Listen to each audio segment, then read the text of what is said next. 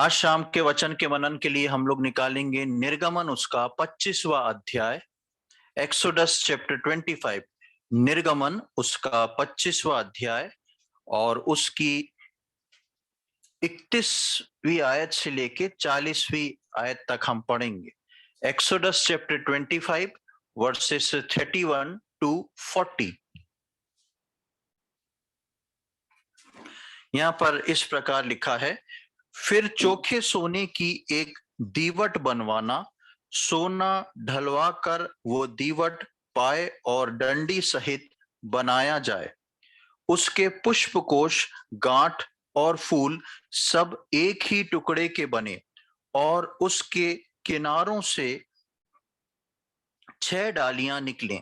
3 डालियां तो दीवट की एक ओर से और 3 डालियां उसके दूसरी ओर से निकली हुई हो। एक डाली में बादाम के फूल के समान 3-3 पुष्पकोश, एक एक गांठ और एक एक फूल हो। दीवट से निकली हुई 6 डालियों का यही आकार या रूप हो और दीवट की डंडी में बादाम के फूल के समान 4 पुष्पकोश अपनी अपनी गांठ और फूल समेत हों और दीवट से निकली हुई 6 डालियों में से 2-2 डालियों के नीचे एक एक गांठ हो। वे दीवट समेत एक ही टुकड़े के बने हुए हों। उनकी गांठें और डालियां सब दीवट समेत एक ही टुकड़े की हों।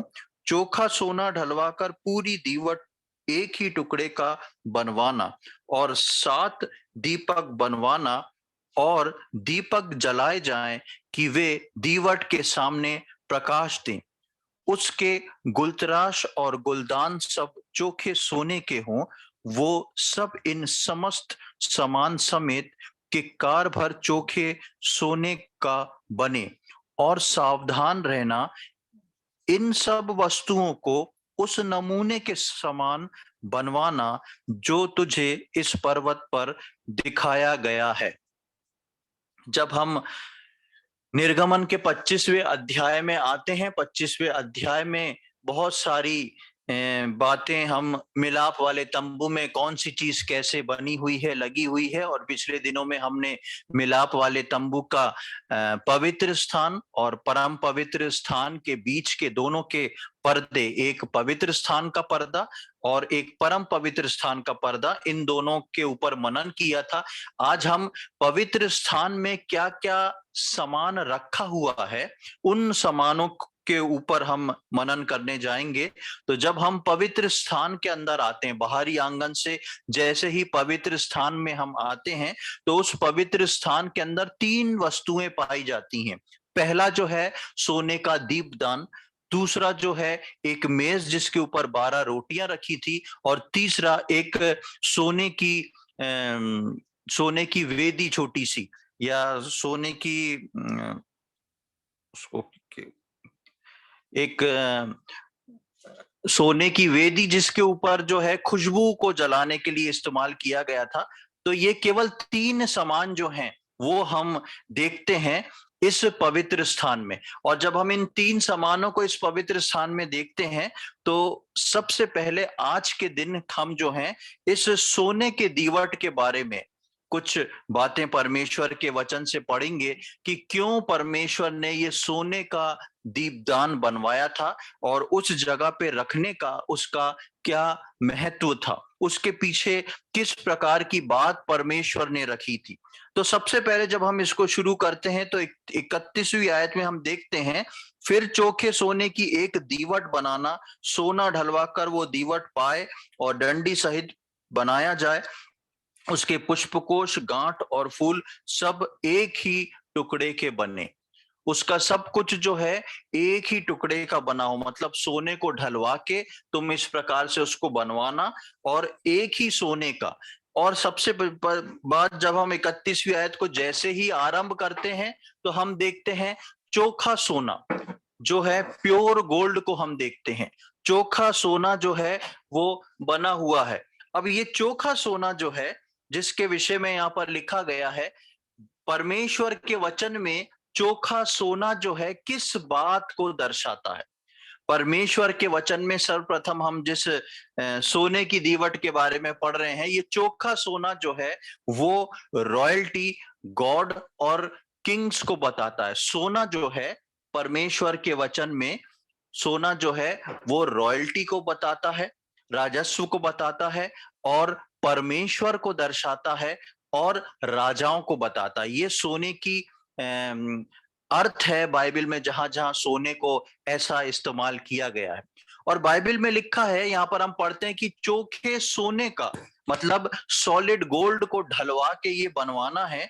और इसके आगे लिखा है कि इसके इस इसका जितना भी सामान है, दीवट जो जो उसमें डेकोरेशन का बना रखा है, वो सब कुछ मतलब एक ही सोने से एक ही बना हुआ हो।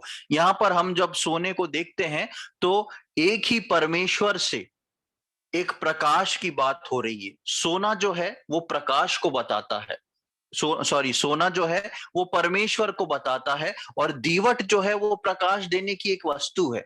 और इस सोने का दीपट जो है वो परमेश्वर के द्वारा निकला हुआ प्रकाश, यानी कि हम इसको बोल सकते हैं golden lampstand shows light from God, परमेश्वर की ओर से निकला हुआ प्रकाश।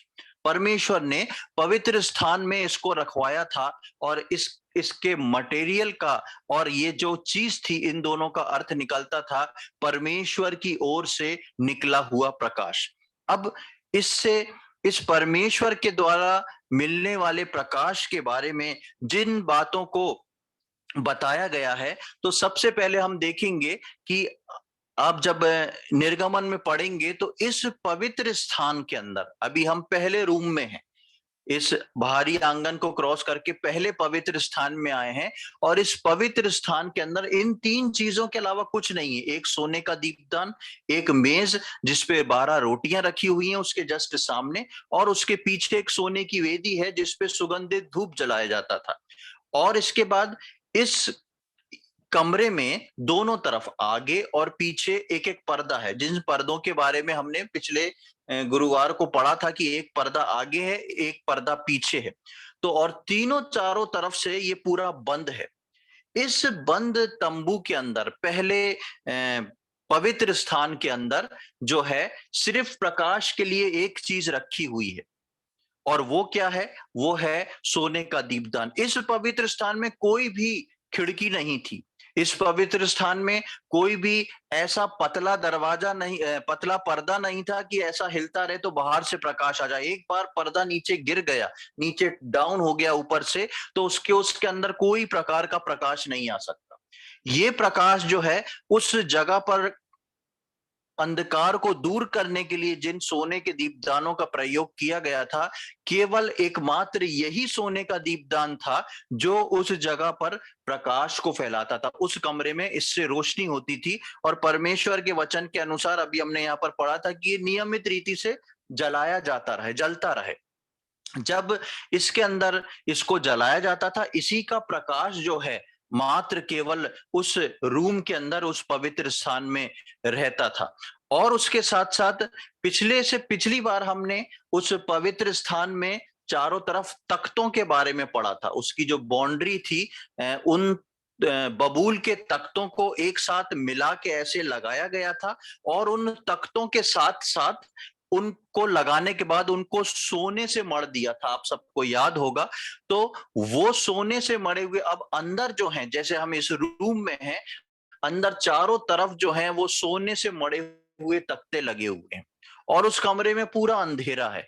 लेकिन जैसे ही ये प्रकाश इन 7 दीपदानों में जलाया जाता है, उस कमरे में रोशनी हो जाती है। लेकिन उस कमरे में रोशनी कैसी होगी? जब ये दीप जलेंगे और ये दीप का जो लाइट होएगी, ये उन सोने के जो तख्ते हैं उनके ऊपर उसका रिफ्लेक्शन होएगा, और रिफ्लेक्शन के साथ उस पूरे कमरे के अंदर जो रोशनी होगी वो गोल्डन कलर की रोशनी होगी, सुनहरे रंग की रोशनी होगी। इस बात को परमेश्वर ने, इस दृश्य को वहां रखते हुए कि ऐसा विधि के अनुसार जलेगा, ऐसा होगा, परमेश्वर ने इसकी बनावट इस प्रकार की कि हम जो नए नियम के विश्वासी हैं, हम जो नए नियम के विश्वासी हैं, हमारे लिए उस भवन में एक बार आ जाने के बाद, परमेश्वर के पवित्र स्थान में एक बार आ जाने के बाद, सिर्फ एक ही चीज से हमारे जीवन को प्रकाश मिल सकता है, और वो है परमेश्वर और परमेश्वर का वचन। जैसा कि मैंने बताया कि उसके अंदर कोई भी खिड़की नहीं थी, कोई भी ऐसा रोशनदान नहीं था कि उसके अंदर रोशनी आए। उस कमरे में, उस तंबू में, पवित्र स्थान के अंदर अगर प्रकाश मिल सकता था, तो केवल एक ही चीज से मिल सकता था, वो है सोने का दीपदान। और सोने का दीपदान इस बात को प्रकट करता है, परमेश्वर से निकलने वाला प्रकाश, या परमेश्वर के द्वारा दिया हुआ प्रकाश। एक विश्वासी के जीवन में हो सकता है हम बहुत पढ़े लिखे हों, हो सकता है हम बहुत इंटेलिजेंट हों, बहुत ज्ञानवान हो, सब कुछ हो, लेकिन एक व्यक्ति अगर यीशु मसीह को उद्धारकर्ता के रूप में ग्रहण करने के बाद परमेश्वर के भवन में आ जाता है, उसके लिए अच्छा बुरा सब कुछ जो है वो परमेश्वर के वचन के अंदर है, परमेश्वर के वचन के बाहर नहीं। जिस प्रकार यहां पर हमने देखा कि इस भवन के अंदर, इस तंबू के अंदर जो है प्रकाश देने वाली एक ही चीज है, ये परमेश्वर ने यूं ही नहीं लगवा दी थी। ये आने वाले समय में परमेश्वर जो था उस नए नियम की कलीसिया को पिक्चराइज कर रहा था कि आगे आने वाले समय में कलीसिया के अंदर जो है वो किस प्रकार का प्रकाश वैलिड होगा परमेश्वर की नजरों में। कोई भी बाहरी प्रकाश नहीं, कोई भी बाहरी बुद्धि और कोई भी बाहरी ज्ञान नहीं, कोई भी बाहरी मजबूरी नहीं, सिर्फ और सिर्फ परमेश्वर और परमेश्वर के द्वारा दिया हुआ प्रकाश। और उसी प्रकाश से याजक लोग देख के सीधे चल पाते थे। उसी प्रकार से याजक लोग जो थे वो उस मेज में जो रोटी थी और वो जो धूप, जो एक वेदी थी जिसमें धूप जलाते थे, उसी से अपने सारे काम करते थे। प्रियो, नए नियम के विश्वासियों के लिए परमेश्वर ने इसी बात को ठहराया है कि कलीसिया के अंदर जब हमको परमेश्वर का प्रकाश मिलता है, हम कभी भी उस प्रकाश से बाहर अपने पैर को ना लाएंगे। केवल हमको अगर गाइड कर सकता है वो परमेश्वर है, और उसके द्वारा दिया हुआ ज्ञान और उसके द्वारा दिया हुआ प्रकाश है। दूसरी बात हम देखते हैं कि अंदर जो हम पिछली बार पढ़ रहे थे, तख्ते लगाए हुए थे, और ये तख्ते जो हैं सोने से मढ़े हुए थे। मैंने इस बात को बताया था कि ये तख्ते जो थे बबूल की लकड़ी के थे, और बबूल की लकड़ी जो है वो एकदम सफेद नहीं दिखती है। आप जैसे चंदन की लकड़ी खरीदेंगे, आप सागौन की लकड़ी खरीदेंगे, उसका जो रेशा होता है, उसमें जो लाइनिंग होती है वो क्लियर चमकती है, इसलिए फर्नीचर के लिए उसको ज्यादा यूज किया जाता है। बबूल की लकड़ी जो है उसके अंदर कालापन होता है, लेकिन बबूल की लकड़ी बहुत मजबूत लकड़ी मानी जाती है।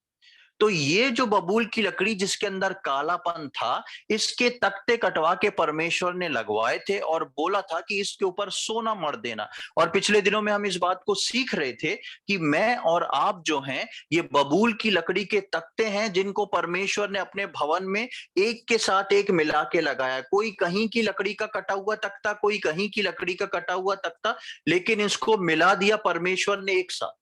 और जब परमेश्वर ने एक साथ मिला दिया तो हम उसके जॉइंट्स के बारे में पढ़ रहे थे कि किस प्रकार वो चांदी के सॉकेट से ऊपर से फंसा था, नीचे से फंसा था, चारों तरफ से उसके अंदर रॉड्स से उसको प्रेस करके लगाया हुआ था कि चाह के भी वो अलग ना हो सके। और हमने इस बात को सीखा था कि हमारे जीवन में, कलीसिया में, जब परमेश्वर एक जन को दूसरे जन के साथ मिला के रखता है, तो परमेश्वर एक रख के, और उसको सोने से मढ़ने के लिए बोला था, तो परमेश्वर उनको एक रख के अपनी पहचान से छुपा देता है। उन सब की पहचान ये हो जाती है कि ये यीशु मसीह के लहू के द्वारा खरीदे हुए लोग हैं।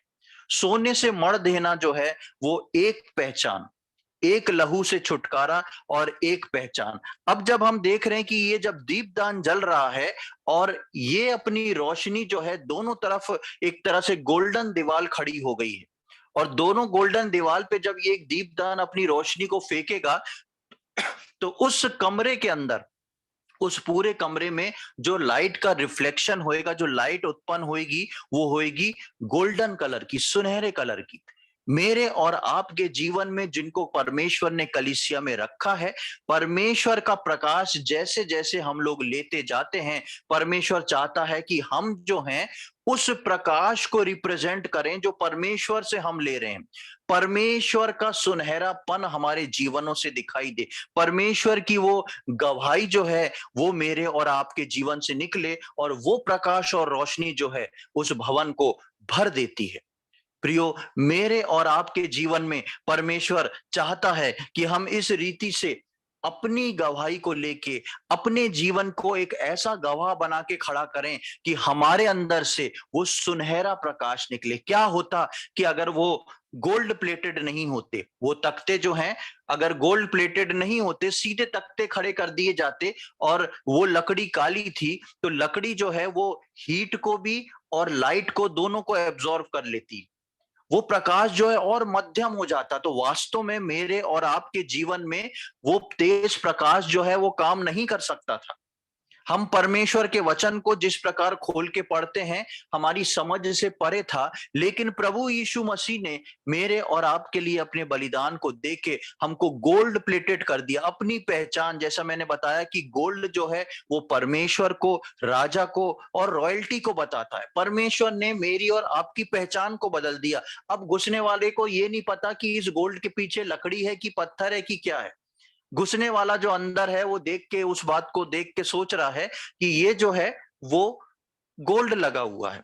इसी प्रकार मेरे और आपके जीवन की पहचान जो है प्रभु यीशु मसीह में छिपी हुई है, और प्रभु यीशु मसीह ने जिस जगह पर, जिस स्थान पे मुझको और आपको ला के खड़ा किया है, वो स्थान जो है केवल रोशनी लेने का स्थान नहीं, लेकिन उस रोशनी को एब्जॉर्व करके उसको रिफ्लेक्ट करने का एक साधन बन चुका है। एक रिफ्लेक्शन का हम एक ऐसे साधन बन चुके हैं कि हम जो नित्य रोज परमेश्वर के प्रकाश को, उसके वचन को लेते जा रहे हैं, वो बात हम अपने जीवन की गवाही के द्वारा, अपने जीवन के चाल चलन के द्वारा, हमारी गवाही, हमारा प्रकाश, हमारी रोशनी प्रभु यीशु मसीह को रिप्रेजेंट करे। हमारा, इसीलिए पौलुस लिखता है कि तुम्हारा स्वभाव जो है वो यीशु मसीह के स्वभाव जैसा हो जाए। यानी कि एक बार उद्धार पाने के बाद मेरी और आपकी जो पहचान है वो प्रभु यीशु मसीह हो जाए। लोग हमको देख के समझ के बोल सकें कि ये जो है प्रभु यीशु मसीह है।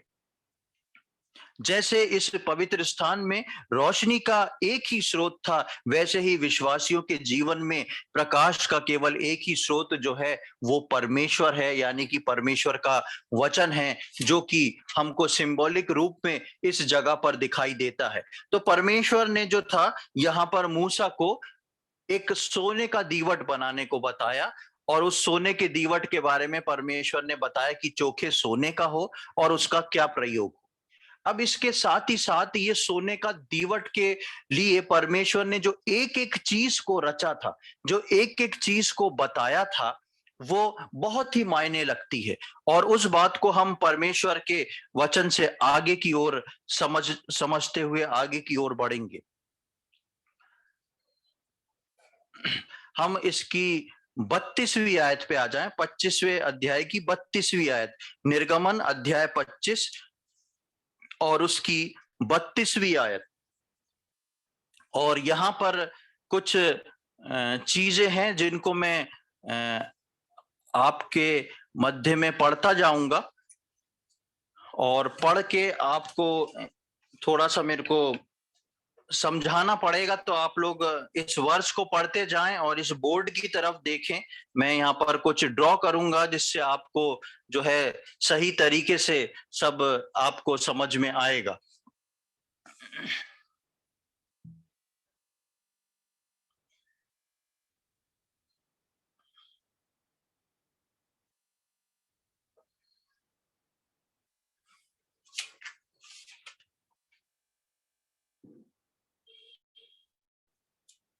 पच्चीसवां अध्याय उसकी 32वीं आयत,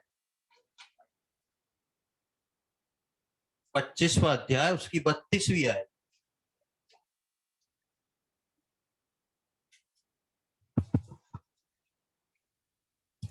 और उसके किनारों से 6 डालियां निकले। हाँ, सबसे पहले हम यहाँ पर देखते हैं कि लिखा है उसके किनारों से 6 डालियां। जैसा कि हम देखते हैं कि 7 दीप जलाना है और एक ही प्रकार का बनाना है, और उसकी डालियों से उसमें से 6 डालियों को निकालना है। तो मैं एक चित्र आप लोग के सामने बना रहा हूं। ये जो है एक दीपदान की मिडिल स्टिक है, बीच का स्टिक है, और इसमें लिखा है कि इसमें से टोटल 6 डालियां हो। और आगे पढ़ना, आगे क्या है?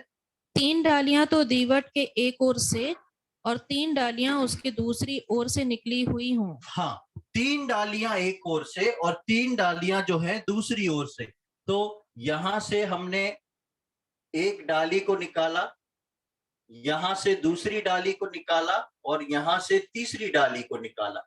ये 3 डाली एक तरफ हो गई, 3 डाली जो है वो दूसरी तरफ हो गई।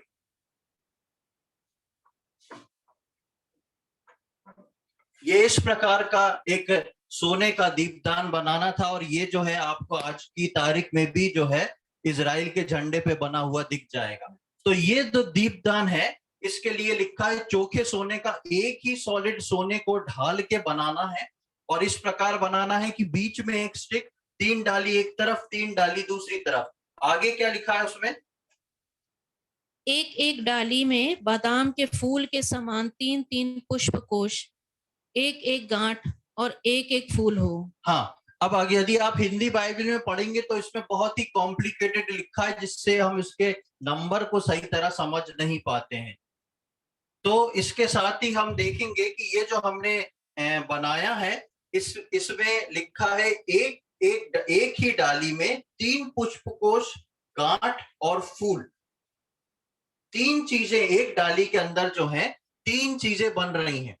6 डालियां हैं, एक मेन स्टिक है, टोटल 7 में बनेगी, और इन 3 डालियों के अंदर हर डाली के अंदर 3 चीजों का प्रयोग हो रहा है, और वो है पुष्पकोश, गांठ और फूल। अब पुष्पकोश और गांठ और फूल के हिसाब से, जिस प्रकार मैं छोटा बना रहा हूं, आप इस पे ध्यान दे तो आपको समझ में आ जाएगा। यहां पर एक फूल, और इतनी जगह नहीं है इसलिए एक पुष्पकोश ऐसा, और उसके बाद एक गांठ ऐसी, ये एक सेट हो गया, और ये 3 बनेंगे यहां पर। ऐसे अगर मैं कहूं तो ये 3 बनेंगे यहां। तो इस प्रकार से एक एक डाली के अंदर जो है वो पुष्पकोश है, गांठ है और फूल है। तो एक डाली के अंदर 3, एक डाली के अंदर 3, एक डाली के अंदर 3, इसी प्रकार जो है हर डाली के अंदर बनाना है।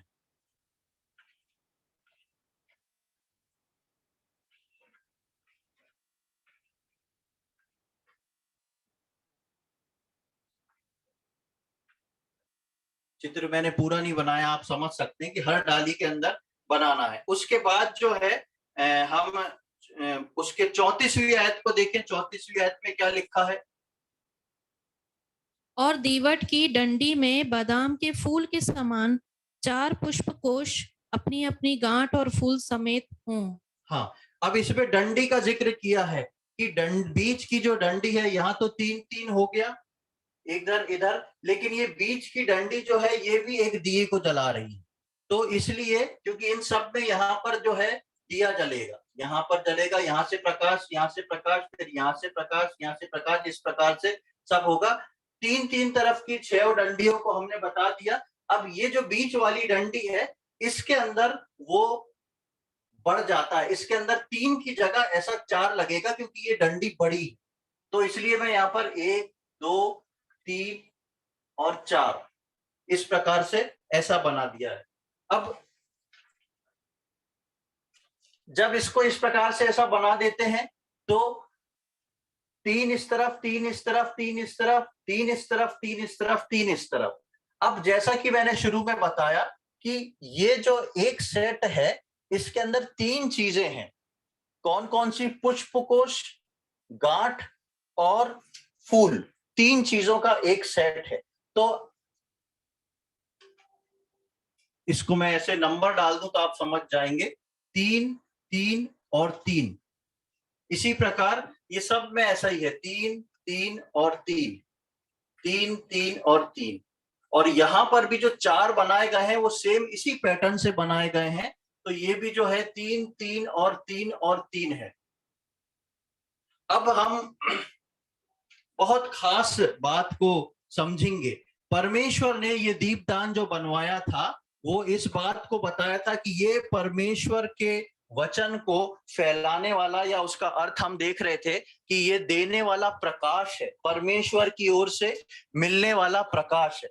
अब ये जो दीपदान है इसके अंदर इतनी सारी चीजें जो परमेश्वर ने लगवाई थी वो यूं ही नहीं लगवा दी थी, इसका एक बहुत ही गहरा अर्थ था। अब इसका क्या गहरा अर्थ था उसको हम समझेंगे।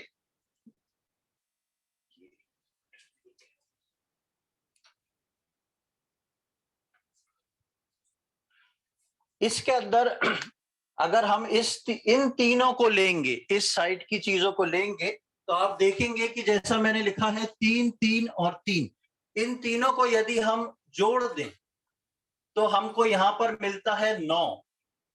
इन तीनों को जोड़ देंगे तो हमको मिलेगा यहां पर 9। इन तीनों को जोड़ दें तो हमको मिलेगा यहां पर 9। इसी प्रकार यहां के तीनों को जोड़ देंगे तो पहले उससे हमको यहां 9, यहां 9 और यहां 9 मिलेगा। और बीच वाली लाइन के इन 3 3 के जोड़ों को जोड़ दें जो कि 4 हैं, तो हमको यहां पर मिलता है 12। ठीक है ना? 9 9 और 12। अब यदि आप इन तीनों को जोड़ दें, इन तीनों 9 को जोड़ेंगे तो कितना मिलेगा? 27, 27। उसके बाद आप इन तीनों को जोड़ देते हैं तो हमको 12 मिलता है, और इन तीनों को भी जोड़ देंगे तो हमको 27 मिलेगा। अब आप ये देखें, आप इन सब को जोड़ दें, इन तीनों को जोड़ दें तो कितना आएगा? 66, 66। इन तीनों को आप जोड़ देंगे तो आपको मिलेगा 66। और परमेश्वर का वचन बताता है कि बाइबल में कितनी किताबें हैं? 66 किताबें हैं। परमेश्वर के वचन में जो है वो 66 किताबें हैं। और इन 66 किताबों के साथ साथ यदि आप इस 27 और 12 को जोड़ दें केवल, तो आपको कितना मिलेगा? ये 27 और 12 को यदि आप जोड़ देंगे तो आपको मिलेगा 39। पुराने नियम के अंदर 39 किताबें, और इसको जोड़ देंगे तो आपके पास केवल यहां पर 27 बचेगा। नए नियम के अंदर जो है हमको 27 किताबें मिलती हैं, अब पुराने नियम के अंदर हमको 39 किताबें मिलती हैं। और इसके साथ साथ ये जो सोने का दीपदान है इसकी एक और खूबी है, और वो खूबी है कि बीच का जोड़ जो है वो 4 जोड़ियों से बना है जिसका जोड़ आता है 12। पुराने नियम को अगर आप देखेंगे तो पुराने नियम में 12 माइनर प्रॉफिट होते हैं, यानी कि छोटे भविष्यवक्ता। पुराने नियम में उसकी पूरी 39 बुक्स के अंदर जो है टोटल 12 माइनर प्रॉफिट्स हैं, यानी कि छोटे भविष्यवक्ता हैं। और ये 4 को आप गिनेंगे तो 4 जो हैं पुराने नियम में मात्र 4 बड़े वक्ता हैं, जिनको हम यशाया, यजेकिएल और दानियल और यिर्मयाह, इन 4 के नाम से जानते हैं। तो इन सब का जोड़ जो है मिलके 66 होता है। पूरी बाइबल के अंदर 66 किताबें हैं। पुराने नियम में 39 बुक्स हैं, जिसको अगर आप एक साइड का जोड़ लें तो 39 आता है, दूसरे साइड का जोड़ लें तो 27 आता है। और साथ ही साथ बीच वाला जिसके अंदर 4 वो हैं, जिसमें मैंने बताया कि ये जो है 4 मेजर प्रॉफिट हैं। उसी प्रकार ये 4 गॉस्पल को भी, जो नए नियम के हैं, मत्ती, मरकुस, लूका, यूहन्ना, उसको भी दिखाता है। ऑल ओवर इस सारी अंदर की चीजें जो हैं मिलके 66 किताबें बनती हैं, जो कि परमेश्वर के वचन को दर्शाती हैं। और इसलिए परमेश्वर का वचन में इसके लिए लिखा हुआ है, मेरे साथ निकाले भजन संहिता 119 का 105, साम्स 119 105, उसकी 105वीं आयत। भजन संहिता 119 और उसका 105।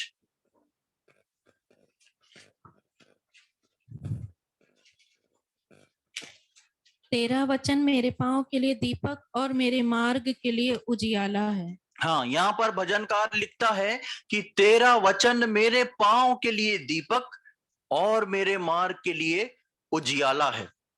और दीपक जो है उसको परमेश्वर का वचन बताया है। और पुराने नियम में बहुत साल पहले, जिससे पहले ये भजन लिखा गया, पुराने नियम में परमेश्वर ने इस दीपक को पिक्चराइज करके इस प्रकार से प्रदर्शित करके बता दिया कि ये दीपदान जो है वो केवल प्रकाश देने के लिए नहीं, लेकिन पांव के लिए दीपक और मार्ग के लिए उजियाला है। इसीलिए ये दीपक जो है कलीसिया के अंदर रखा हुआ है और वो है परमेश्वर का वचन। इस दीपक का कैलकुलेशन जो था वो परमेश्वर ने यूं ही नहीं करा दिया था। इस दीपक का कैलकुलेशन परमेश्वर ने एक एक चीज को गिनती के अनुसार इसलिए कराया था क्योंकि ये दीपक जो है वो पिक्चराइज करता है और इस बात को बताता है कि ये 7 दीपदान जो हैं वो परमेश्वर का वचन बाइबल है, जो आज की नए नियम की कलीसिया में मेरे और आपके हाथ में है। और इसीलिए जब आप प्रकाशित वाक्य में आते हैं तो बाइबल के लिए एक चेतावनी दी गई है, उसको भी देख लें। प्रकाशित वाक्य उसका 22वां अध्याय देखें, बुक ऑफ रेवलेशन चैप्टर 22। प्रकाशित वाक्य उसका 22वां अध्याय और उसकी 18-19वीं आयत को हम पढ़ेंगे। Revelation chapter 22 versus 18 and 19। और यहां पर लिखा है, मैं हर एक को जो इस पुस्तक की भविष्यवाणी की बातें सुनता है गवाही देता है, यदि कोई मनुष्य इन बातों में कुछ बढ़ाए तो परमेश्वर उन विपत्तियों को जो इस पुस्तक में लिखी हैं उस पर बढ़ाएगा। यदि कोई उस भविष्यवाणी की पुस्तक की बातों में से कुछ निकाल डाले तो परमेश्वर उस जीवन के वृक्ष और पवित्र नगर में से जिसका वर्णन इस पुस्तक में है उसका भाग निकाल देगा। ये प्रकाशित वाक्य में लिखी है, लेकिन ये संपूर्ण बाइबल को रिप्रेजेंट करता है। ये वर्ष, ये 2 आयतें जो हैं संपूर्ण बाइबल को प्रदर्शित करता है कि परमेश्वर ने कई हजारों साल पहले जो वचन दे दिया है वो वचन जो है इस प्रकार का है कि कोई भी व्यक्ति इसके अंदर कुछ ना जोड़े और ना घटाए। अगर इसके जोड़ और घटाएगा तो क्या हो जाएगा, इन किताबों की गिनती बढ़ जाएगी। और यदि किताबों की गिनती बढ़ गई या घट गई, इन किताबों की गिनती बढ़ गई या घट गई, तो कौन सा डिजाइन गड़बड़ हो जाएगा जो परमेश्वर ने मूसा को ये वाला डिजाइन दिया था। परमेश्वर ने मूसा को जो था ये डिजाइन इसलिए दिया था कि ये केवल वहां पर प्रकाश नहीं फैला रहा था, लेकिन वो आगे आने वाले समय नए मंदिर के अंदर रखे जाने वाली चीज थी। और नए नियम की कलीसिया के लिए वो एक सिंबल था, एक चिन्ह था कि आगे आने वाली नए नियम की कलीसिया जिस पे उसका रह गुजर होगा, जिसके द्वारा उसका उद्धार होएगा, वो कलीसिया जो है वो इसी के प्रकाश में चलेगी। और आज मैं और आप जो हैं परमेश्वर के इसी प्रकाश के अंदर आगे बढ़ रहे हैं। यही वचन जो है ये दीपदान है जो हमको परमेश्वर को समझाता और दिखाता है। ना केवल ये दीपक जो था वो वहां पर प्रकाश देता था, लेकिन नए नियम की कलीसिया में ये दीपक जो है वो मुझको और आपको परमेश्वर को समझने में सहायता करता है। जब हम बाइबल पढ़ते हैं तो हम परमेश्वर को जान पाते हैं, समझ पाते हैं, परमेश्वर की क्या योजना है, क्या इच्छा है, परमेश्वर कैसी चीजों को पसंद करता है, परमेश्वर किस प्रकार का है। और प्रकाशित वाक्य के पहले अध्याय को देखें, वहां पर किस बात को लिखा हुआ है। जब यूहन्ना जो है दर्शन देखने जाता है और वहां पर उसको पतमस द्वीप में प्रभु यीशु मसीह का दर्शन मिलता है, तो वहां पर क्या लिखा है, प्रकाशित वाक्य उसका पहला अध्याय उसकी 12वीं-13वीं आयत, रेवलेशन चैप्टर 1 वर्सेस 12 एंड 13।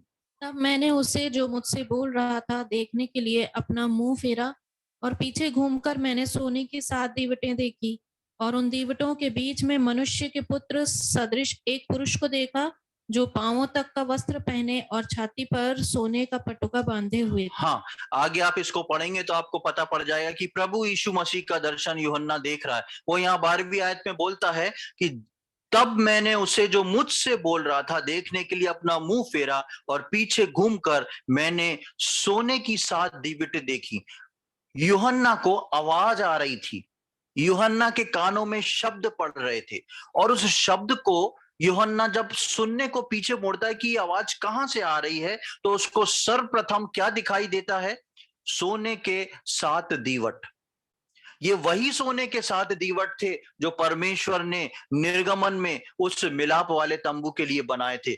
यूहन्ना जब उस आवाज को सुनने को मुड़ता है कि आगे आने वाले समय में क्या होने वाला है, जिस दर्शन की बात को सुनने के लिए यूहन्ना जब पीछे मुड़ता है, तो सर्वप्रथम उसको सोने के 7 दीवट दिखाई देते हैं और उन दीवटों के बीच में से लिखा है 13वीं आयत में, और उन दीवटों के बीच में से मनुष्य के पुत्र सदृश एक पुरुष को देखा। और जब पूरा पढ़ेंगे तो आपको पता पड़ जाएगा, प्रभु यीशु मसीह को देखा। प्रियो, ये दीवट जो है वो नए नियम के विश्वासियों के लिए परमेश्वर का प्रकाश है। ये दीवट जो है वो नए नियम के विश्वासियों के लिए परमेश्वर का वचन है, क्योंकि यूहन्ना उसमें से यीशु मसीह को उसके बीच में खड़ा देखता है। और हम नए नियम में पढ़ते हैं कि प्रभु यीशु मसीह जो था वो देहधारी हुआ और वचन देहधारी हुआ और हमारे साथ रहा। ये जो लैंप स्टैंड है, गोल्डन लैंप स्टैंड, ये परमेश्वर का वचन है, ये परमेश्वर का प्रकाश है, ये स्वयं प्रभु यीशु मसीह है जो मुझको और आपको भविष्य के बारे में बता रहा है। इस लैंप स्टैंड से जो आवाजें निकल रही थी और वो पीछे मुड़ के इसमें प्रभु यीशु मसीह के स्वरूप को देखता है, तो ये प्रभु यीशु मसीह इसको भविष्य में दुनिया के अंत में क्या होने वाला है उस बात को बताता है। यानी कि ये परमेश्वर का वचन जो है वो मेरे और आपके लिए, हमारे पांव के लिए दीपक और मार्ग के लिए उजियाला है। परमेश्वर ने केवल यूं ही दिया नहीं जलवा दिया था वहां पर कि रोशनी हो, लेकिन परमेश्वर ने मिलाप वाले तंबू में, और इस रोशनी का जो फायदा है किसको मिलता था? मिलाप वाले तंबू के अंदर कौन आ जा सकता था? हाँ, मिलाप वाले तंबू में केवल याजक लोग आ सकते थे। और जब याजक एक बार एक काम को लेके उस तंबू के अंदर घुसते थे, वो वहां पर जो कुछ भी करते थे वो उस दीपक के प्रकाश से ही कर पाते थे। दिन के समय में भी उस हॉल के अंदर, उस तंबू के अंदर बाहर की रोशनी नहीं आ सकती थी। इतने मोटे पर्दों का बना था, और आगे हम उसकी छत और बाकी चीजों के बारे में पढ़ेंगे। तो दिन के समय में भी प्रकाश अंदर नहीं आ सकता था। उसके अंदर जो कुछ भी करना था वो इसी दीवट के प्रकाश के से ही करना था। मेरे और आपके जीवन में मैं और आप प्रभु यीशु मसीह के द्वारा याजक बनाए गए हैं, याजक ठहराए गए हैं। और एक बार प्रभु यीशु मसीह में आ जाने के बाद मुझको और आपको अपने जीवन में सिर्फ वही करना है जो परमेश्वर का वचन हमको सिखलाता है और बतलाता है। अन्यथा यदि हम इस प्रकाश में नहीं चलेंगे तो हम पूरी तौर से ठोकर खा के नीचे ही गिरेंगे, क्योंकि तंबू के अंदर केवल प्रकाश के लिए एक ही चीज रखी है, और वो है परमेश्वर का वचन, और वो है प्रभु यीशु मसीह, और उसी के प्रकाश में मुझको और आपको चलना है। तो यहाँ पर हमने इस प्रकार देखा कि कैसे परमेश्वर ने मिलाप वाले तंबू के अंदर इसको रखा था और बोला था एक ही सोने का। शुरू में हम जब निर्गमन के 25वें अध्याय की 31वीं आयत को पढ़ते हैं तो वहां पर लिखा है चोखे सोना लेना है और उसको ढाल के बनाना है। यानी कि उसको ढालने के लिए पूरा गर्म करके सोने को पिघला दिया जाता है और ढाल के उसका रूप एक जैसा हो जाए, एक ही सोना। हम देखते हैं कि एक ही परमेश्वर है और एक ही उद्धार करता है, और इसलिए परमेश्वर का वचन बोलता है कि स्वर्ग के नीचे पृथ्वी के ऊपर केवल एक ही नाम दिया गया है, वो है प्रभु यीशु मसीह। वही मेरा और आपके जीवन का प्रकाश है, वही मेरा और आपका उद्धार करता है, और वही मुझको, उन लोगों को जो उसके प्रकाश में चलते हैं, सिर्फ उन लोगों को वो यीशु मसीह लेने आने वाला है। प्रियो, हम इस गोल्डन लैम्प स्टैंड को, जो सोने का दीपदान है, ये परमेश्वर ने मिलाप वाले तंबू में यूं ही नहीं बनाया, इसके पीछे गहरे भेद छुपे हैं, इसके पीछे परमेश्वर का वचन छुपा है। एक एक नंबर के अंदर जो है एक एक बात छुपी हुई है। इसलिए परमेश्वर ने जो था इसको मिलाप वाले तंबू के अंदर रखवाया, बनवा के गिनती के अनुसार। और आप 32वीं आयत की 25वें अध्याय की 40वीं आयत को आप जब देखेंगे तो वहां पर लिखा है सावधान रहना।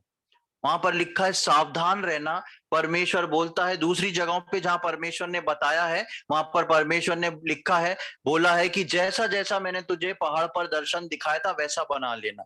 लेकिन यहां पर परमेश्वर बोलता है सावधान रहना, क्योंकि इसके अंदर सावधानी की बहुत आवश्यकता थी, क्योंकि ये जो था परमेश्वर का वचन था और परमेश्वर ने इसको महत्व दिया। भजन संहिता में हम पढ़ते हैं कि लिखा है, तूने अपने नाम से अधिक महत्व अपने वचन को दिया।